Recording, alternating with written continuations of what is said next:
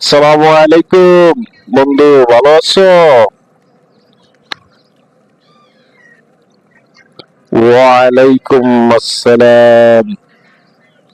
ভালো আছি, তুমি কেমন আছো? শুনছো কি, ভারতের নদীর বাঁধ ছেড়ে দিয়েছে। এই জন্য আমাদের কুমিল্লা, এদিক দিয়ে চট্টগ্রাম, এদিকে বন্যায় কবলিত। বন্যা, ভয়াবহ বন্যা। ফেসবুকে তো ভিডিও টিডিও হয়তো দেখছো, ঠিক না? তো এই বন্যার লোককে তো সব বাড়িঘর বাসায় এনে দিয়েছে গে। হঠাৎ এই রাত ছাড়ে দেওয়ায় প্রচন্ড বেগে পানি আসছে, এই যে ভিডিও দেখছো। এখন তো আমি তাদেরকে সাহায্য করা দরকার না? আমরা কিভাবে সাহায্য করতে পারি? তো সাহায্য করা তো দরকারই।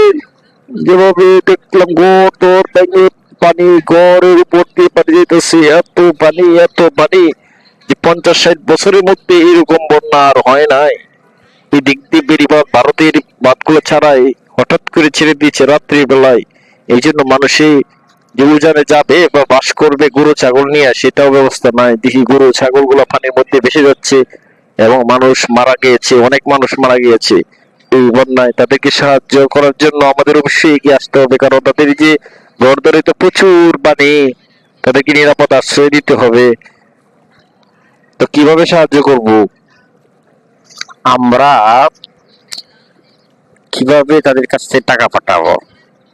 তো আমরা ইচ্ছা করে, আমরা যদি আহ, একজনে আহলে সুন্নাহ ফাউন্ডেশনের মাধ্যমে টাকা পাঠাই। আহলে সুন্নাহ ফাউন্ডেশন আছে একটা, ওই ফাউন্ডেশনে যদি আমরা আমাদের বিকাশ, নগদ, রকেট এই অ্যাকাউন্টে আমরা টাকা পাঠাতে পারি। হুম। তো আমরা এভাবেই পাঠাই, আমিও পাঠাচ্ছি, তুমিও পাঠাও। তো ঠিক আছে বন্ধু, তা আমিও আমার মোবাইল থেকে ওদের সাহায্য করার জন্য ফান্ড পাঠাই এবং আল্লাহর কাছে দোয়া করি যেন আল্লাহ বন্যা পরিস্থিতি তাড়াতাড়ি উন্নতি করে, আর যাতে বৃষ্টি বাদল না হয় এবং তাড়াতাড়ি এ পানি চলে যায় এবং তারা নিরাপদ আশ্রয়ে থাকতে পারে। আল্লাহ সবাইকে হেফাজত করুক। আমিন।